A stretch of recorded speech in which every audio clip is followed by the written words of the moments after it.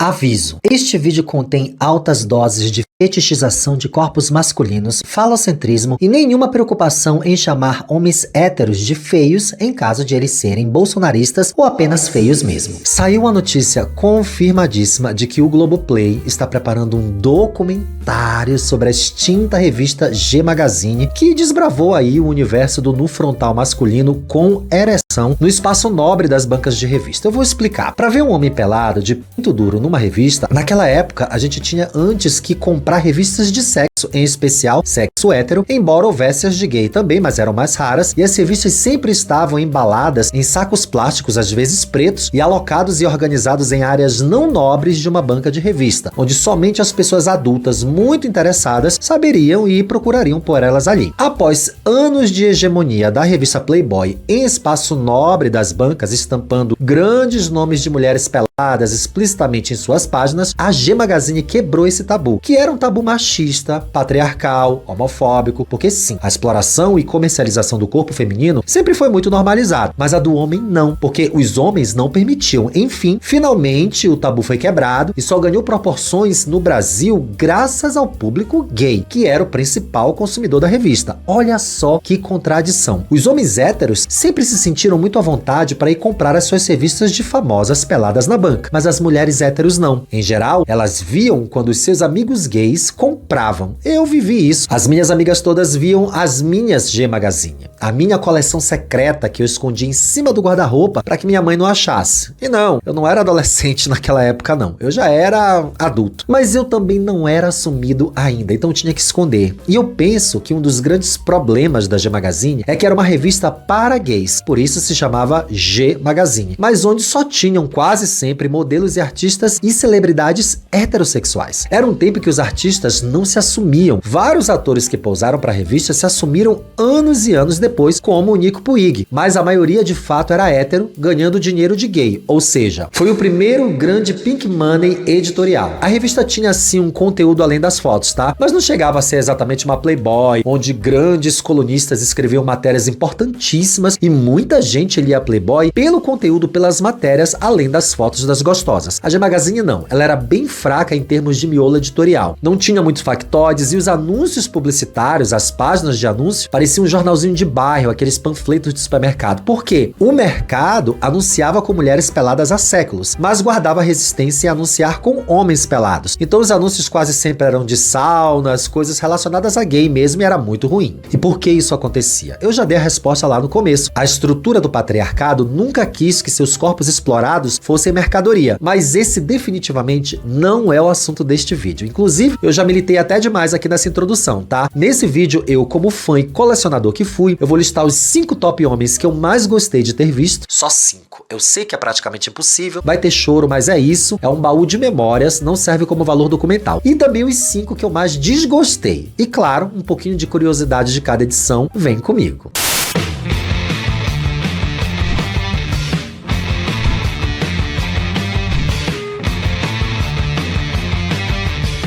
Olá, minhas rolinhas, eu sou Márcio Rolinho, o criador, apresentador, o modelo fotográfico, o muso do verão, o colírio da Capricho, a capa de caderno da Tilibra, o galã de novela de época, o garoto da camiseta molhada deste canal, onde falamos sobre tudo que nos convém. Se você ainda não segue o canal, coloca o seu dedinho bem gostoso aqui de baixo, aperta esse botão pra gente crescer nessa rede, a gente precisa logo chegar a 150 mil. E não esquece que aqui de baixo tem o Pix e o Apoia-se pra você escolher uma maneira legal que você possa ajudar aí o canal. Ou um valor todos os meses, ou um valorzinho aí no Pix do seu coração, e a gente continua fazendo vídeos legais a semana inteira.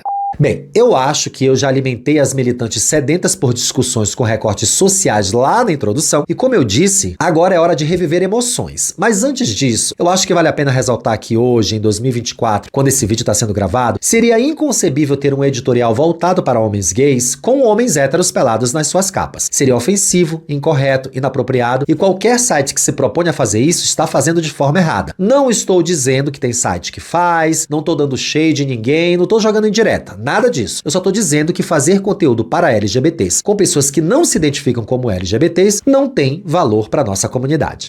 Uma das edições que mais me marcaram foi a do Rodrigo Pavanello, que fez 2 capas da G Magazine, uma em 1999 e outra em 2001. A primeira eu lembro de ver um cara muito jovem pelado. E isso pra mim era um must, porque a gente estava acostumado com aqueles caras com bigode ali no final dos anos 80, início de 90, nas revistas de sexo. E o Pavanello era o que havia de mais jovem no meu imaginário. Eu tinha 25 anos na época. E recentemente, ele contou em entrevista que ele só posou graças à mãe dele, que foi atrás da editora, pedir pra ela que ele queria pousar, negociar valores. E na época ele era integrante do grupo Dominó, que era uma versão posterior à versão original, que é um grupo bem antigo, e depois ele se tornou ator. Foi um sucesso, ele fez Alma Gêmea, fez várias outras participações legais e entrou na Fazenda quase chegando na final. Pra mim, é um dos homens mais bonitos que já posaram pra revista, e eu acho que eu não tinha uma referência de uma Lola tão bonita quanto a dele. Tem uma foto icônica na segunda edição de 2001, em que ele tá de joelhos na frente de uma fogueira, com a madeira da fogueira pegando fogo. Essa piada é muito estúpida. Não, eu pensei que era uma piada, seria comédia. Enfim, o Rodrigo Pavanello é o meu quinto lugar do meu top 5. O meu quarto lugar é o Rubens Caribé. Muita gente pode não lembrar. Infelizmente, ele faleceu em junho de 2022. Isso é recente. Ele tinha só 56 anos e ele teve um câncer de boca, que ele havia tratado durante um tempo, mas não resistiu. O Rubens posou no ano de 2000 e ele era ator da Globo na época. Ele fez Anos Rebeldes, Fera Ferida, Malhação, era gay e ultimamente ele vivia com o seu marido, que é o produtor musical Ricardo Severo. E na época, eu sequer imaginava que ele era gay. Ninguém sabia. Talvez porque os atores não falavam sobre isso. E embora ele não tenha tido nenhum senão de sexualidade ou de namorar mulheres, a gente estava de boa com esse assunto. O ensaio do Rubens Caribé foi muito simples. Era pano branco, uma cadeira, uma luz estourada, mas ele era muito sexy, ele era muito másculo, ele era sério, ele sorria muito pouco nas fotos. E sim, ele tinha uma Lola incrivelmente maravilhosa e a gente tá fetichizando isso aqui mesmo, tá? Ele tinha um olhar penetrante, era um tempo que os homens não usavam a barba cheia, então valorizava muito os olhos, né? Então as capas todas tinham esses caras com a cara muito lisa. Imagina, o Rubens Caribé já tinha a cara harmonizada naturalmente, quem diria? 25 anos depois, os homens todos iam querer ter o formato de rosto que o Rubens tinha, aquele maxilar quadrado, acentuado. Ele era belíssimo, um galã de cinema. O Rubens arrasou muito e que hoje ele esteja em paz. Bem, o terceiro lugar é o Irã Gomes. Ai meu Deus, ai meu Deus. Esse ensaio foi estarrecedor, porque ele foi participante do BBB 6 e na época que ele posou era o ano de 2007. Então o BBB já havia se tornado um sucesso monstruoso e a revista já estava agonizando, já estava na sua reta final. Havia uma expectativa muito grande de ver os caras gatos do reality na revista. E quando anunciaram que era o Irã, o ensaio era um luxo, porque tinha toda uma pegada de boteco, um bar vermelho, paredes vermelhas, ele usa até um chapéu panamá, umas correntes douradas no pescoço. As fotos têm um bom gosto impecável. É uma obra-prima. Aquela coisa do carioca, do samba. E de boa, gente, que físico, que corpo é aquele? O Irã era uma escultura.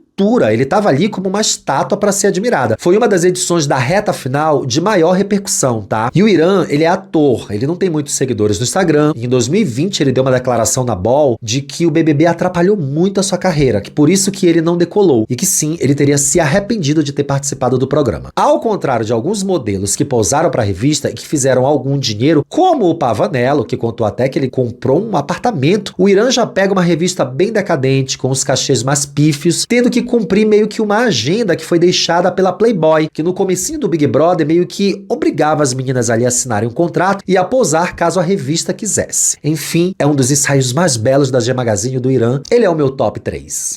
O meu segundo lugar é o Robson Caetano, grande atleta brasileiro que competiu em 4 Jogos Olímpicos. Ele posou no ano de 2000, exatamente 2000. E pra mim, ele tem uma das capas mais lindas da história da G. A foto da capa é impecável e poderia ter sido feita nos dias de hoje. O shape do Robson na época era de um deus grego. O miolo da revista traz ele numas muralhas, não sei onde foram feitas as fotos, mas ele carrega bandeira, ele aparece nu com as medalhas olímpicas no pescoço. Talvez hoje pegasse mal, eu não lembro como era o sistema na época, mas eu lembro que eu fui comprar a revista e eu não sabia quem era a capa naquele mês, e não havia uma velocidade assim de informação. E como todo jovem gay dos anos 90, eu gostava de ver atletismo pra ver os caras usando aquele colã, aquele maiô grudado no corpo dele. E quando eu vi que era o Robson Caetano, eu paralisei, eu pensei, meu dia chegou.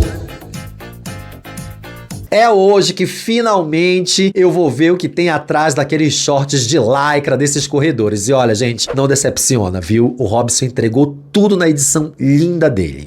Peraí que tá passando um helicóptero. Bem, agora vem o meu primeiro lugar, polêmica. Meu primeiro lugar é o Rafael Alencar. Mas, lá em 2003, pela primeira vez na história da revista, ele veio com um nu frontal na capa, com ereção, pela primeira e única vez, tá? Tanto que a revista tinha um lacre, era uma espécie de fita adesiva vermelha que ficava por cima da bilola do Rafael e tava escrito, puxe aqui. Você puxava e aquilo se revelava. O Rafael era um ator pornô. Era não, ele ainda é, eu acho, né? E ele era muito conhecido no meio por ter um dote gigantesco e de boa. O que a gente procurava mesmo nas revistas, para além do fetiche de ver um famoso nu, era o dote. Por isso que ele tá aqui no topo da minha lista. O Alencar, ele aparece na revista já em decadência, onde as capas eram os gogo boys, dançarinos, modelos desconhecidos, fora do grande público, enfim. Foi exatamente no Rafael que eu parei de comprar a revista, porque a internet, ela já tava entregando tudo aquilo que a gente queria ver e ela foi perdendo força. Mas eu coloquei ele em primeiro pra mim pela ousadia da capa, por ele ser gay assumido, nordestino, paraibano e acreditem, ele é dentista de formação, mas nunca quis atuar porque ele ficou rico na indústria pornô e hoje ele tem 46 anos e sim, ele encerra uma era de boas capas, com a ousadia da edição dele ser única, coisa que nenhum artista da época jamais toparia fazer numa capa de revista, era só no miolo mesmo. Então eu acho que ele arrasou e pra mim ele é o primeiro lugar, porque quando eu comecei a assistir os filmes adultos, o Rafael Alencar era um dos meus atores preferidos. Eu guardei essa G dele por muito tempo, até que ela ficou destruída depois, porque vocês sabem as razões. Agora vamos falar de coisa podre? Sim, eu selecionei 5 homens que jamais deveriam ter colocado o pé nessa revista. Não por eles ser quem eles são, até porque naquela época a gente nem ia saber, né? A gente só soube nesses tempos sombrios. Mas porque são feios, rola feia. Eles são uma desgraça, eu queria ter desvisto. Ai, mas não pode julgar a beleza, mimimi. Cada pinto é único, tem sua beleza. Pode sim. Nesse vídeo a gente pode, eu tô liberando falar da cara e do corpo de macho hétero nesse vídeo pra gente ferrar toda a militância por alguns minutos e se quiser pode me cancelar. Só nesse vídeo que pode, gente, não me cancela não. E eu queria explicar pra vocês que não foi isso.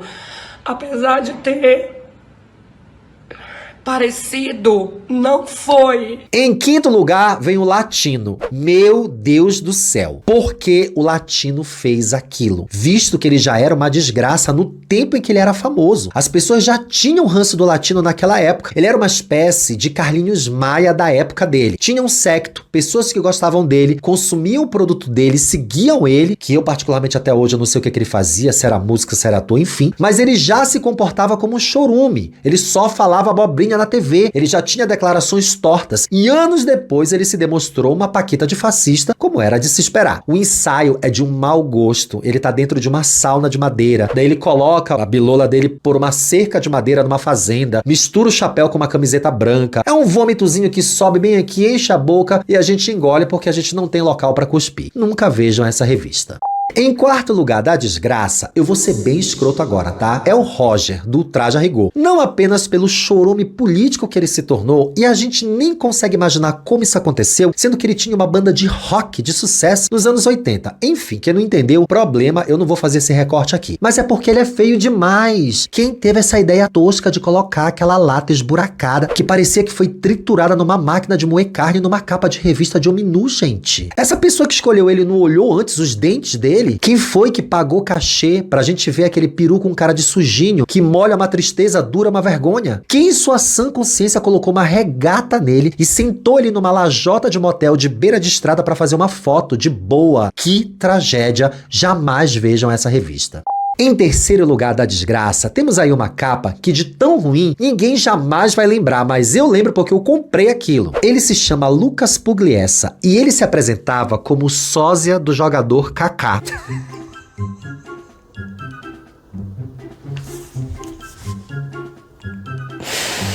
Ai, meu Deus. Qual a possibilidade disso dar certo? Que raios de editoria é essa que coloca na capa um sósia de alguém famoso, sendo que o famoso é um homem sem sal, que a esposa até deixou ele... Mentira, não foi por causa disso não, tá? Não sei por que ela deixou. Mas ele é muito sem sal, tô só sendo escroto aqui. E o homem não tinha molho nenhum, imagina o sósia. O ensaio é só ele mesmo numa cama, num sofá preto, provavelmente não tinha orçamento nenhum. O boy não tem molho, assim como o original, e nem valia pela bilola, porque gente, que tristeza. E eu tô cavando aqui o meu cancelamento, eu sei disso, mas dane-se, é muito ruim. Eu vou levar um tiro porque dei minha opinião agora?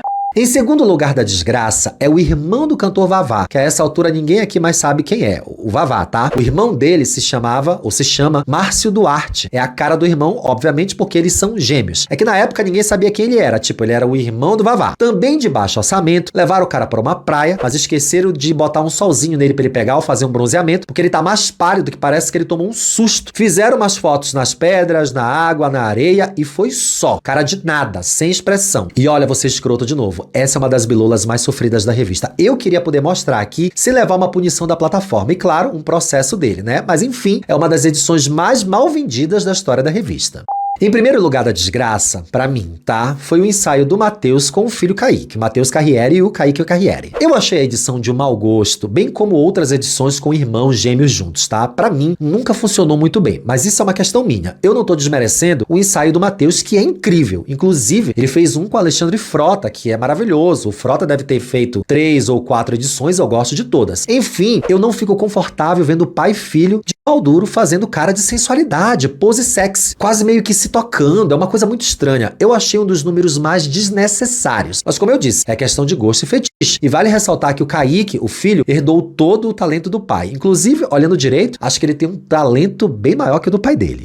Deixa aqui a lista de vocês de top 5 das maiores, melhores ou piores capas dos ensaios da G e vamos esperar ansiosamente pelo Doc, que vai trazer curiosidade na edição, vai trazer várias entrevistas legais da revista de nu masculino mais icônica do Brasil, ainda que com todos os seus problemas da época de enaltecimento de corpos cis-héteros. Por quê? Se fosse hoje, nós teríamos lindos homens trans maravilhosos estampando as capas pro nosso deleite. Quero essas listinhas aí. Eu sei que a minha lista não foi muito lugar comum, muito senso comum, porque tem edições que são muito famosas e maravilhosas, mas eu queria sair um pouco dessa linha mesmo e trazer coisas que estavam mais esquecidas e que marcaram o meu baú de memórias. Muito obrigado para quem chegou até aqui, dá um like nesse vídeo, comenta, deixa sua listinha e olha só, aqui debaixo tem um Pix e tem um Apoia-se pra você mandar uma graninha e um trocadinho pra gente continuar fazendo vídeos a semana inteira. Agora eu tô indicando um vídeo muito legal pra vocês continuarem maratonando no canal. Um grande beijo e até o próximo. Tchau!